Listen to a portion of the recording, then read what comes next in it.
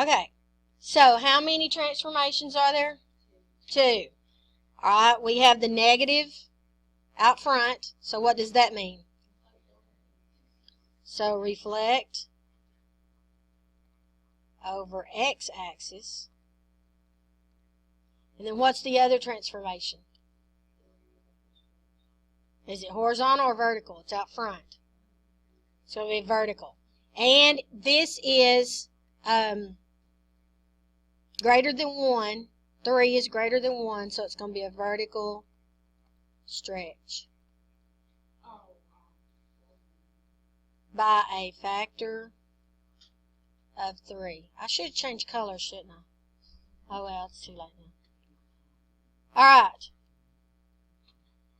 So when we do a vertical stretch, what that means is that the x value will stay the same, but the y value will now be multiplied by 3. Okay? Plus, we've got to flip it over the x-axis. So we're going to have to be careful here. Oops, I keep hitting the wrong button. Still hit the wrong thing. Okay. Alright, so over here we had negative 2.25. Well, we want to flip it over the x-axis, so that would put it right here. But we also want to stretch that by a factor of 3. So what's 0.25 times 3?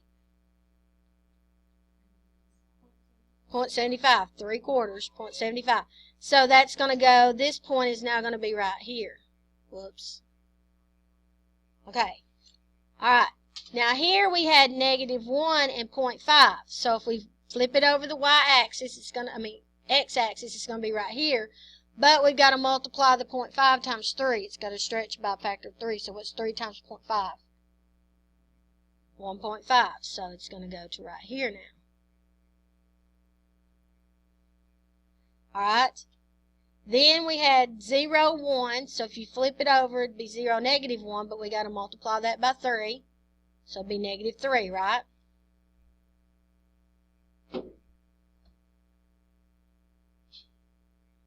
Alright, then we had 1, 2. So if you flip it, it would be 1, negative 2, but you got to multiply that by 3. So it'd be 1, negative 6.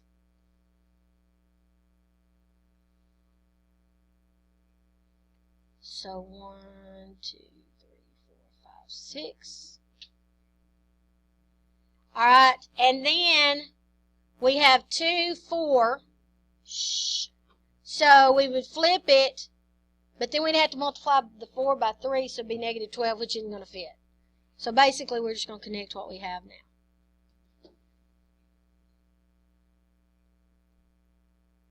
So let's see if I can do this.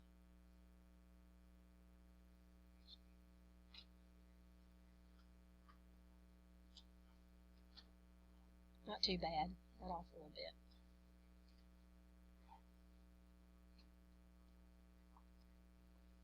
So, it's been flipped over the x-axis and it's been stretched by a factor of 3. You can see that this one is steeper going down than this one was going up.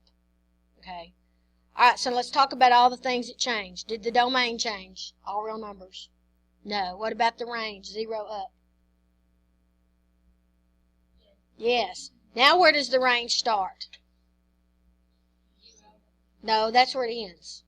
Low to high. Negative infinity to 0. So our range, is now negative infinity. Having a little technical difficulties here. To 0, not including 0. Alright, what about intercepts? There's still no x-intercepts. What about the y? Did it change? Yes. The y-intercept is now what? 0, negative 3, because it flipped and multiplied by 3.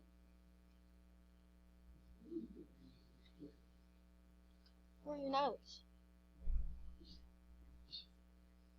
Okay.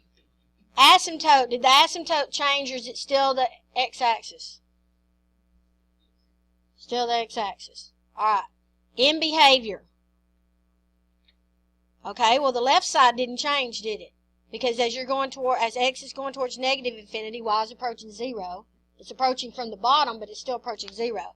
But then what about as x is going towards positive infinity? What's y doing? Instead of going towards positive infinity, y is what? Going to negative infinity. So in behavior, the only one that changed, the limit of j of x as x approaches positive infinity, f of x is approaching negative infinity. And then what about increasing, decreasing? Did that change? It's now decreasing. So it's decreasing across the domain, negative infinity to infinity.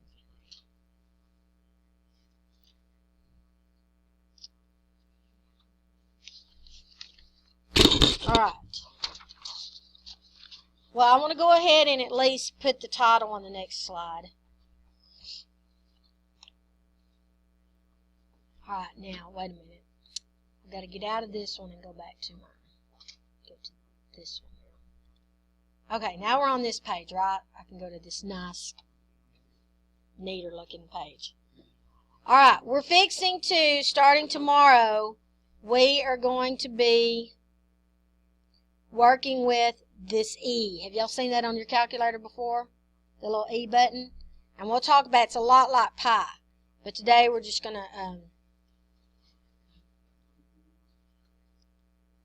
put our title here. So the title of this section will be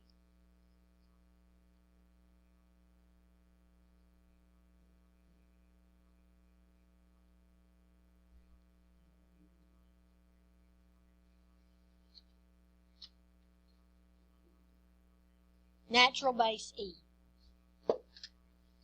And we'll talk about tomorrow that the most commonly used base for exponential functions in real life is base E. And we'll stop right there.